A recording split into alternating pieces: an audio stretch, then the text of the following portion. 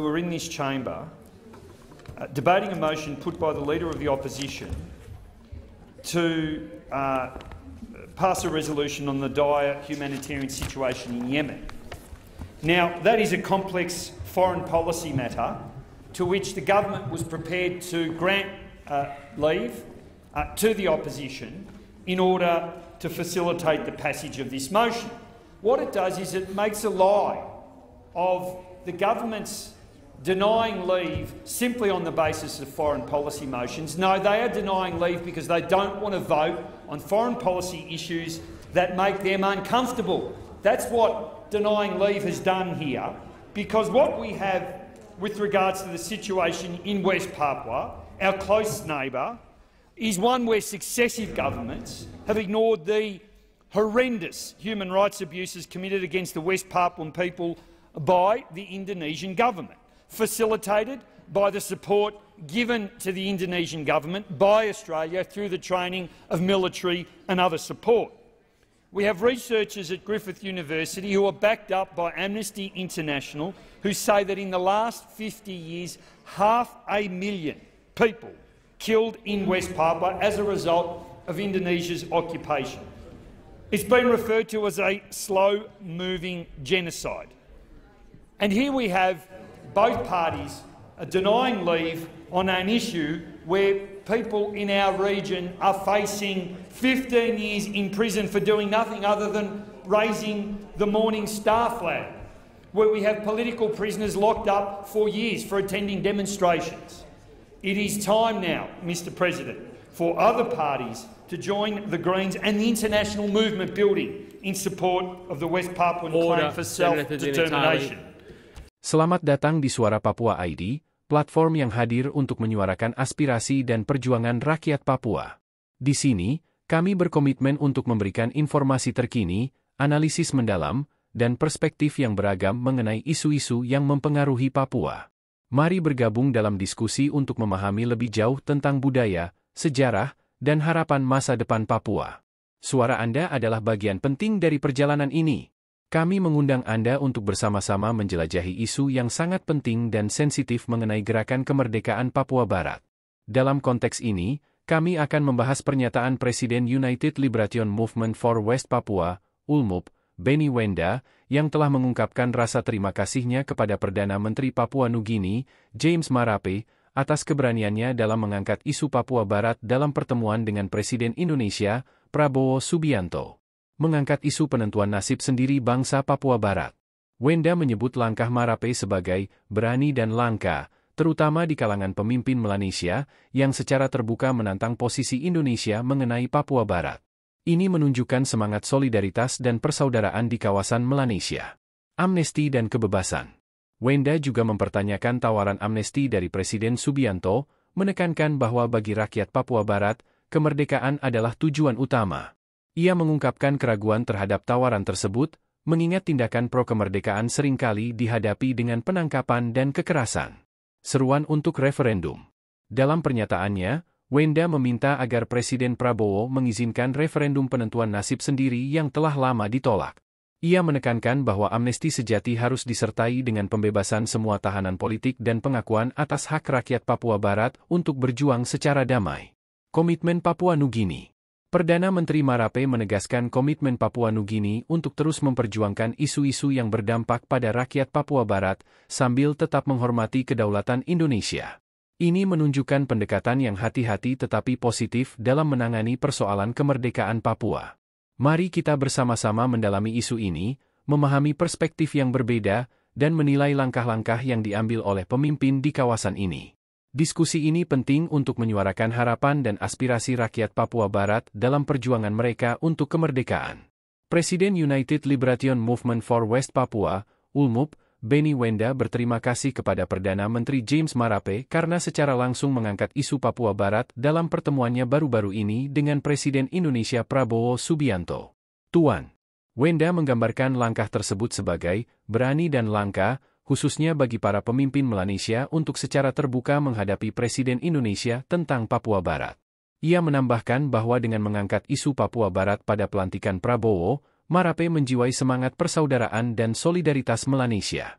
Tuan Wenda yang berbicara kepada NBC Online dari London, Inggris mempertanyakan tentang tawaran amnesti dari Subianto. Tawaran amnesti untuk Papua Barat oleh Presiden Prabowo adalah akibat langsung dari penyergapannya oleh PM Marape di Papua Barat, tetapi apa arti amnesti? Tanyanya. Semua Papua Barat mendukung merdeka. Merdeka. Semua Papua Barat ingin mengibarkan bintang fajar, tetapi tindakan pro-kemerdekaan dalam bentuk apapun adalah ilegal di Papua Barat. Jika kami mengibarkan bendera atau menyerukan penentuan nasib sendiri, kami akan dipukuli, ditangkap, atau dipenjara. Jika tawaran amnesti mereka nyata, itu harus melibatkan pembebasan semua tahanan politik Papua Barat. Itu harus melibatkan memungkinkan kami untuk berjuang secara damai demi kebebasan kami tanpa ancaman penjara. Tuan Wenda telah meminta Presiden Indonesia yang baru untuk mengizinkan referendum penentuan nasib sendiri yang ditolak rakyatnya sejak tahun 1960-an. Kepada Presiden Prabowo, saya katakan ini, amnesti sejati berarti mengembalikan tanah kami kepada Papua Barat dengan menarik militer Anda dan mengizinkan referendum penentuan nasib sendiri yang telah ditolak sejak tahun 1960, tambahnya. Perdana Menteri James Marape bertemu dengan Presiden baru Indonesia akhir bulan lalu dan mengatakan Papua Nugini akan terus memperjuangkan isu-isu yang berdampak pada rakyat Papua Barat. Namun, ia mengatakan PNG akan menghormati kedaulatan Indonesia. Ini menjadi tanda dan pendekatan yang baik dalam melihat persoalan Papua merdeka untuk penentuan nasib sendiri. Pelanggaran HAM yang harus diselesaikan oleh Prabowo di tanah Papua. Pelanggaran hak asasi manusia, HAM, di Papua telah menjadi isu serius yang memerlukan perhatian mendalam dan tindakan nyata dari pemerintah Indonesia, termasuk Presiden Prabowo Subianto. Berikut adalah beberapa pelanggaran HAM yang perlu diselesaikan. 1. Kekerasan terhadap aktivis pro-kemerdekaan. Aktivis yang memperjuangkan kemerdekaan Papua seringkali mengalami intimidasi, penangkapan, dan kekerasan. Banyak dari mereka yang menghadapi ancaman fisik atau bahkan dibunuh karena pandangan politik mereka. Pemerintah perlu memastikan perlindungan bagi mereka yang berjuang untuk hak-hak mereka. 2. Penahanan dan penyiksaan. Banyak tahanan politik di Papua dilaporkan mengalami penyiksaan selama penahanan. Ini mencakup perlakuan buruk, kekerasan fisik, dan psikologis yang melanggar prinsip-prinsip dasar hak asasi manusia. Penegakan hukum yang adil dan transparan sangat diperlukan untuk mengatasi masalah ini. 3. Penghilangan paksa. Beberapa kasus penghilangan paksa terhadap individu yang dianggap ancaman bagi pemerintah telah dilaporkan. Hal ini menciptakan ketakutan di kalangan masyarakat Papua dan mengurangi kepercayaan terhadap institusi pemerintah. Penyelesaian kasus-kasus ini harus menjadi prioritas. 4. Diskriminasi dan marginalisasi. Masyarakat Papua seringkali menghadapi diskriminasi yang mengakibatkan marginalisasi dalam berbagai aspek kehidupan, termasuk pendidikan, kesehatan, dan ekonomi. Upaya untuk memastikan kesetaraan hak dan akses ke sumber daya sangat penting untuk memperbaiki kondisi mereka. 5. Pelanggaran terhadap kebebasan berpendapat. Hak untuk menyampaikan pendapat dan berunjuk rasa seringkali dibatasi di Papua. Penegakan hukum yang berlebihan terhadap demonstrasi damai menunjukkan kurangnya ruang bagi kebebasan berpendapat. Penting untuk menjamin kebebasan ini sebagai bagian dari hak asasi manusia. 6. Dampak lingkungan. Kegiatan ekstraktif, seperti penambangan dan perkebunan, seringkali dilakukan tanpa mempertimbangkan dampak terhadap masyarakat lokal dan lingkungan. Ini tidak hanya merusak ekosistem tetapi juga mengancam mata pencaharian masyarakat Papua. Perlunya regulasi yang ketat dan konsultasi dengan masyarakat lokal sangat mendesak. Tindakan untuk mengatasi pelanggaran HAM ini tidak hanya penting untuk keadilan dan kebenaran, tetapi juga untuk membangun kepercayaan antara pemerintah dan masyarakat Papua. Dengan menyelesaikan pelanggaran ini, Presiden Prabowo dapat menunjukkan komitmennya terhadap hak asasi manusia dan menciptakan lingkungan yang lebih aman dan adil bagi seluruh rakyat Papua. Dalam pembahasan mengenai gerakan kemerdekaan Papua Barat, kita telah menyoroti berbagai isu penting yang dihadapi oleh rakyat Papua, termasuk pelanggaran hak asasi manusia dan aspirasi mereka untuk menentukan nasib sendiri. Isu-isu ini tidak hanya relevan bagi masyarakat Papua, tetapi juga mencerminkan tantangan yang dihadapi oleh negara dalam menjaga keadilan dan hak asasi manusia bagi semua warganya.